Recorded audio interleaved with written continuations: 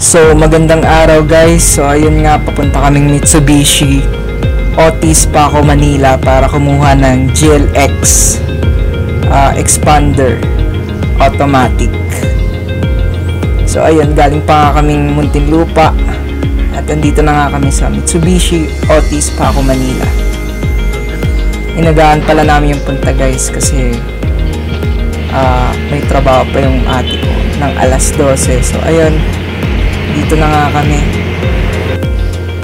Tapos ito, nakita ko yung X-Force na naka-cover. Alam ko X-Force yan, hindi ko kasi tinatanong dyan, pero ayun, hindi pa nila nire-reveal yung price, pero around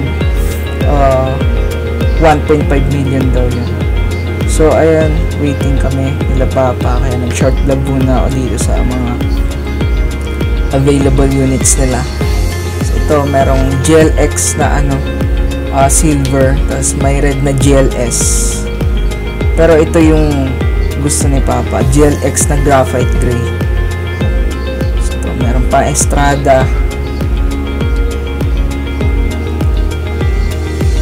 So ayun guys, ang ganda ng kulay niya, tsaka naka piano black ring pala yung grill niya ngayon, yung previous chrome.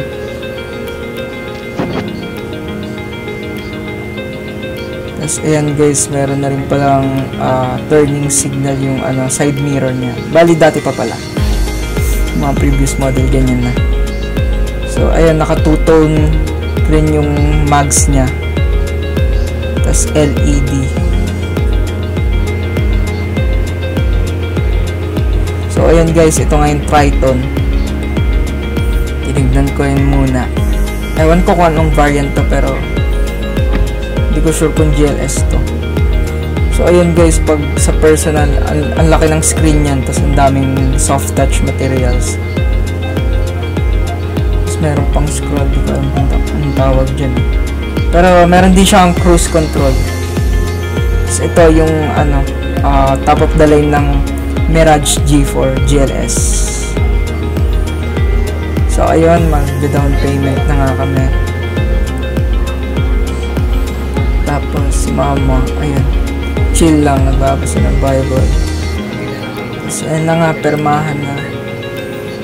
Nga pala guys, sobrang dami namin pinirmahan dyan. Sobrang dami pala nilang pinirmahan dyan. Hindi ako kasama. Taga-video lang ako dyan.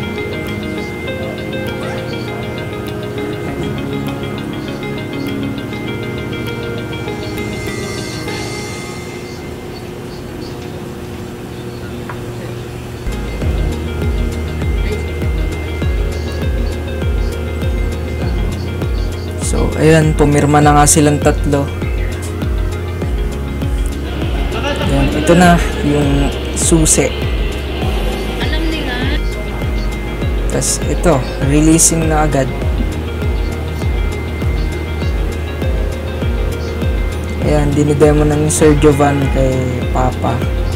Expander GLX. Nga pala guys, yung agent namin sobrang galing. Ang bilis namin na-approve. Mas 1 week lang kami na-approve. Sa Sterling Bank.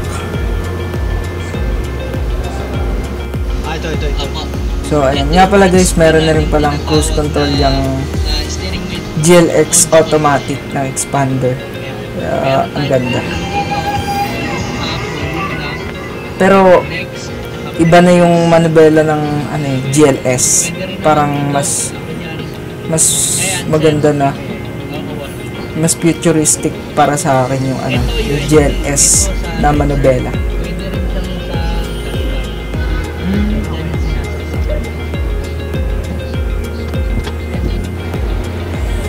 Ayun, meron, okay din yung cargo capacity niya.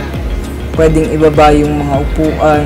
Tapos yung spare tire niya rin pala guys, naka two-tone na rin.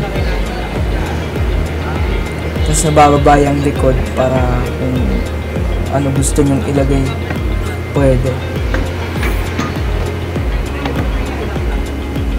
Nga pala guys, hindi pala power tailgate yung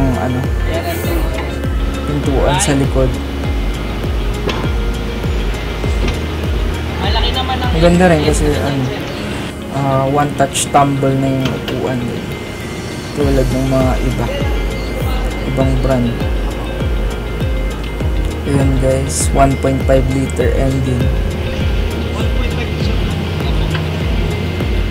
battery niya 1SM. Malit ang battery niya, parang diretso. Parang yung BS 2SM. Shoutout nga pala sa mga gusto kumuha ng expander sa Mitsubishi Otis tayo. Marami tayong promo dito. Kayang-kaya ko kayo ipapro. Joban Coronel, hanapin nyo lang. Thank you. Sir, thank you. Thank you, sir.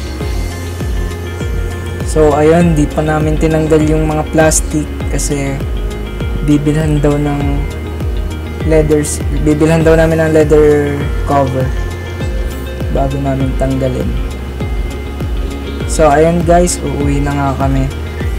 Sobrang saglit lang rin, mga alas 12 na ata kami nakauwi or mag-1.